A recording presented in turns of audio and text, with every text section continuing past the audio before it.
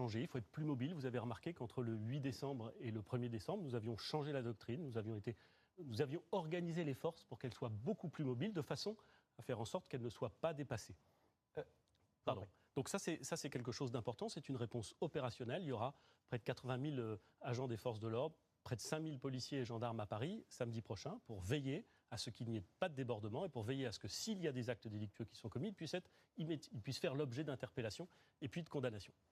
Et puis je crois qu'aujourd'hui, on constate que la liberté de manifester, qui est très grande en France, et c'est tant mieux. Je suis très favorable à l'idée que dans une démocratie comme la France, on puisse librement manifester. Et le régime aujourd'hui applicable à la liberté de manifester est tout à fait remarquable. Il faut déclarer. Vous êtes organisateur d'une manifestation, il faut la déclarer. Enfin, la dernière a été déclarée, ça n'a pas empêché les incidents très graves. Non, monsieur Boulot, c'est pas vrai. Il y a eu 2 manifestations samedi des Gilets jaunes. La première a été déclarée et elle s'est très bien passée. La deuxième n'a pas été déclarée et elle a donné lieu au débordement qu'on a constaté. Il faut préserver la liberté de manifester en France et il faut sanctionner ceux qui veulent enfreindre ce droit à manifester. C'est la raison pour laquelle le gouvernement est favorable à ce que notre loi soit complétée, à ce qu'une loi nouvelle soit adoptée, qui permettra de sanctionner ceux qui ne respectent pas cette obligation de déclaration, ceux qui participeraient à des manifestations qui ne sont pas déclarées, ceux qui arrivent aux manifestations cagoulés. Aujourd'hui, c'est une contravention. Demain, ce doit être un délit. À faire en sorte que la responsabilité civile des casseurs soit très sérieusement et très complètement engagée, de façon à ce que ce soit les casseurs qui payent, et pas les contribuables, qui payent pour les dommages qui sont causés.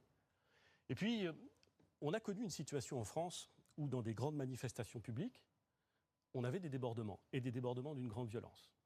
C'était, vous vous en souvenez sans doute, dans le courant des années 2000, dans les stades, et notamment dans les stades de foot. Les hooligans.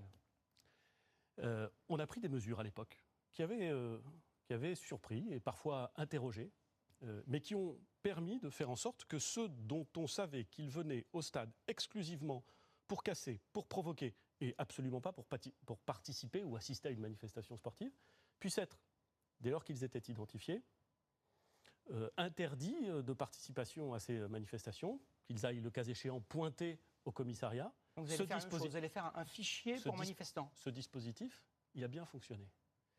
Eh bien, je crois qu'aujourd'hui, si on veut à la fois défendre la liberté de manifester, si on veut faire en sorte que ceux qui ne sont pas d'accord avec une mesure puissent le faire pacifiquement, dans la rue, comme c'est leur droit, je crois qu'il faut faire évoluer notre droit et compléter une disposition législative dans notre droit. Donc ça nous emmène au calendrier grec. Dans 1 mois, 3 mois, 6 mois, il y aura eu 10 samedis de manifestations entre-temps. Pas du tout, monsieur Boulot.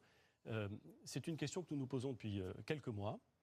Elle a fait l'objet d'un groupe de travail entre le ministère de l'Intérieur et le ministère de la Justice.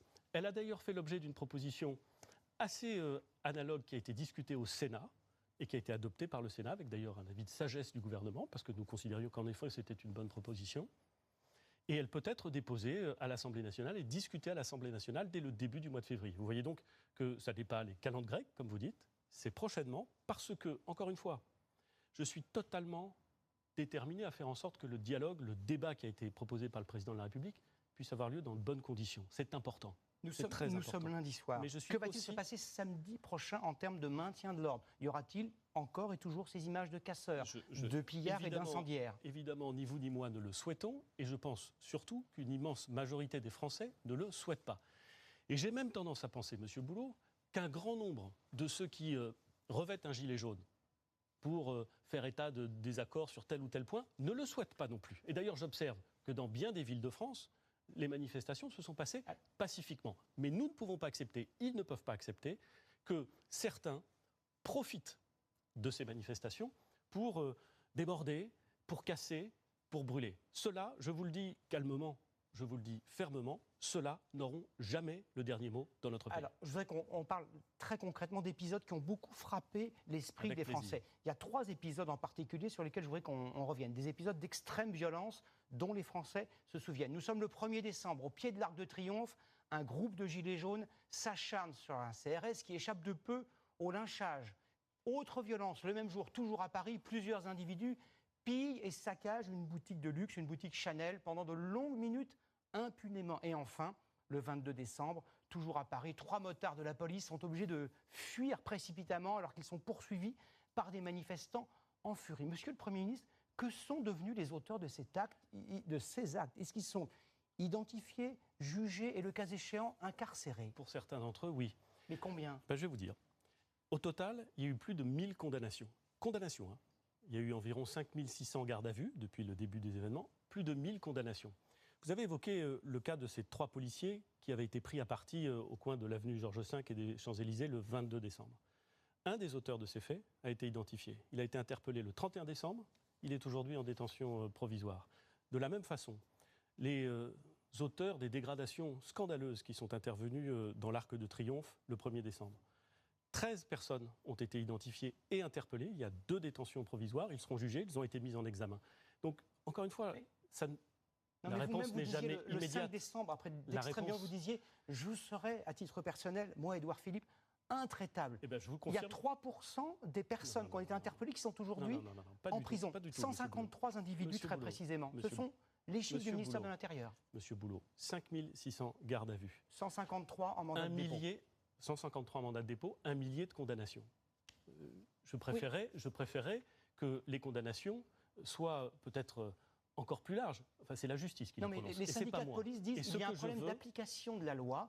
À chaque fois, le mandat de dépôt n'est pas appliqué et il y a des peines aménagées, disent les syndicats de police. Je ne suis pas là. Vous êtes d'accord ou pas? Je ne suis pas là pour porter un jugement, si j'ose dire, sur les décisions qui sont prises par les magistrats. Ça n'est pas le sens de nos institutions et je ne m'y risquerai pas. Ce que je sais, c'est que j'ai demandé au ministère de l'Intérieur, au ministère de la Justice, de faire en sorte que de façon systématique, dès que l'on constate des actes délictueux, dès qu'on peut le faire, on procède aux interpellations. Parce qu'encore une fois, c'est la réponse de la loi, elle doit prévaloir et nous ne pouvons pas accepter, enfin personne ne peut accepter, l'idée que de façon totalement, en toute impunité, des gens disent « on n'est pas d'accord, donc on va casser ». Et d'ailleurs, pour beaucoup d'entre eux, ceux qui cassent, ils ne se posent même pas de la question de savoir s'ils sont d'accord ou pas. Ils viennent pour casser, parfois ils viennent pour piller, parfois ils viennent aussi, et disons-le clairement, Monsieur Boulot, pour remettre en cause les institutions. Parce que dans l'expression des Gilets jaunes, au début, il y avait des demandes relatives au pouvoir d'achat.